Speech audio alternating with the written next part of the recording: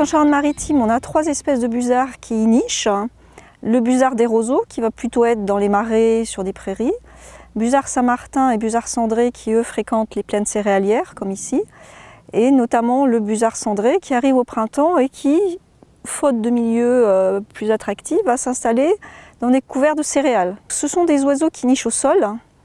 Et le souci, c'est que quand vous allez récolter votre blé ou votre orge, la plupart du temps, les poussins ne sont pas encore capables de voler.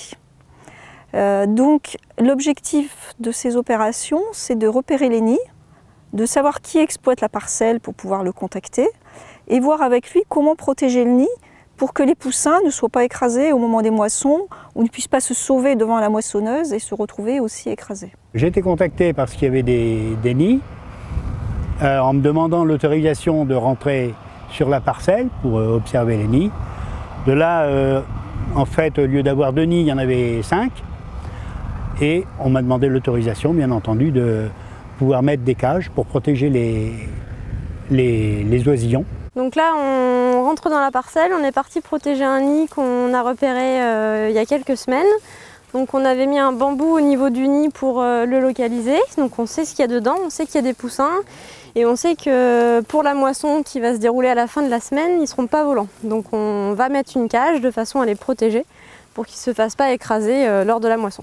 Quand on marche pour aller au nid, quand on sort de l'allée de traitement, on essaie de faire attention à ne pas trop écraser le blé pour ne pas mettre déjà trop de traces pour les prédateurs. Et puis en même temps, pour ne pas écraser la culture. Donc là, on arrive au nid. Donc en général, on essaie de rester entre 5 et 10 minutes à chaque nid pour limiter le dérangement. Donc là, on compte assez rapidement le nombre de poussins présents. On va pouvoir estimer l'âge et le sexe de chaque oiseau.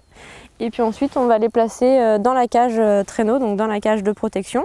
Et la cage, on va venir la mettre à l'endroit du nid. Donc on voit que le nid, ça fait déjà un trou dans la culture. Donc finalement, la cage prend un tout petit peu plus de place que le nid, mais globalement, il y a déjà la place pour mettre la cage.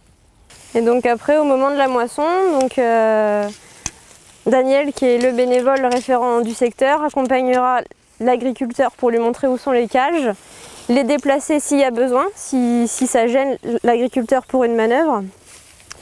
Et puis pour après, il récupérera un petit peu de paille qui restera autour de la cage pour remettre à l'intérieur et pour faire de l'ombre aux poussins.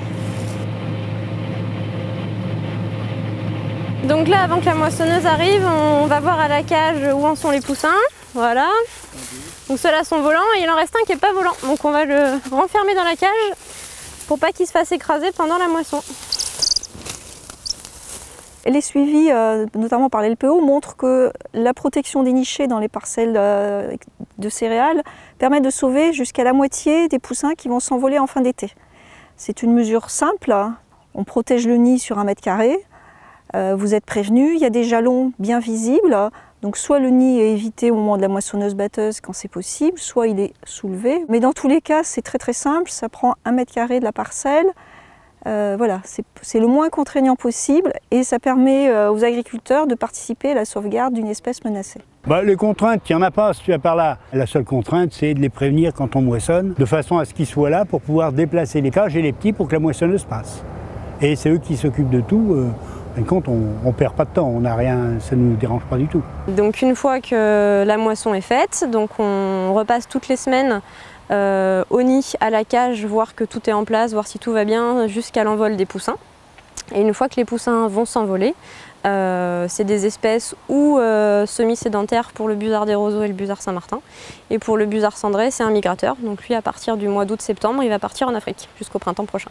En plus, ça permet de constater que dans les cages, il y avait des cadavres de mulots. Donc c'est signe que quand même les busards travaillent pour nous.